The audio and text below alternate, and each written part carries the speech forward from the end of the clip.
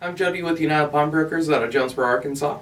Today we have a all-steel Smith & Wesson. This is the model 559 and 9mm. So starting off with the gun itself. The 559 is the all-steel variant of the Smith & Wesson 459, which was the same size, but of course was made out of an aluminum alloy for the frame instead of all steel. This gun was made for a very short period of time, from 1980 to 1983. So just a 3-year period that they made the all-steel variant.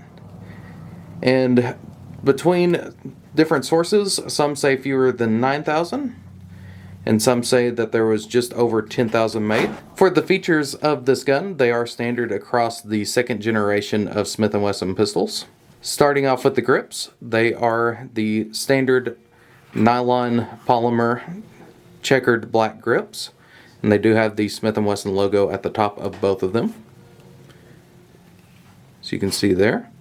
For the back strap of this gun, it is aluminum, so it uses the same back strap as the 459. It does have some nice grooves on the back for texture and a lanyard loop. Unfortunately, this gun has been dropped at one point, so that is slightly out of round. And that does match up with the grooves on the front of the frame. One thing I do like about this gun, we have many guns now that do have the ability to strip a magazine.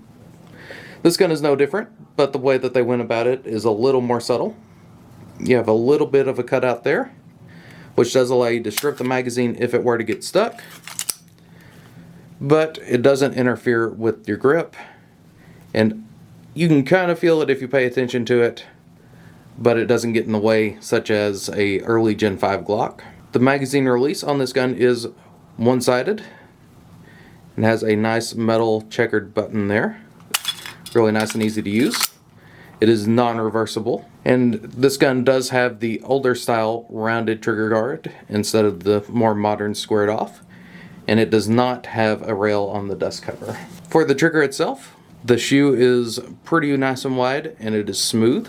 The trigger pull on this gun, quite heavy in double action. In single action, has a really nice brake on it. For the rest of your controls, you do have a slide stop up top, and it does have some nice grooves on it that allow you to use it quite easily. For your safety decocker lever, up top and on bottom you have grooves which make it easy to put your gun on safe, and it does decock the firearm.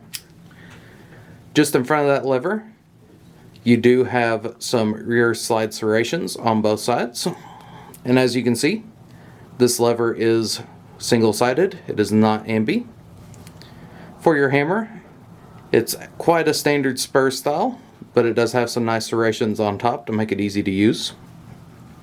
For your sights, the rear is a completely adjustable blacked out target style sight with a blacked out ramp on the front.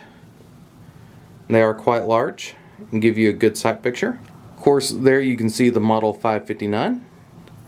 You have the Smith & Wesson banner, some of the information from Smith & Wesson back in the day. Then on the right side, you do have a Smith & Wesson logo on the frame. You do have a bushing system similar to a 1911, and it does have a full-length guide rod on this gun. Has a 4-inch barrel, an overall length of just under 7.5 inches long. It's 5 3/4 inches tall, quite wide at 1 3/4 inches. And this gun, being the all-steel version, is quite heavy. Has an unloaded weight of 42 ounces. But overall, a really neat older Smith & Wesson semi-auto to see, and you don't see a whole lot of them. So come and check it out. Thank you.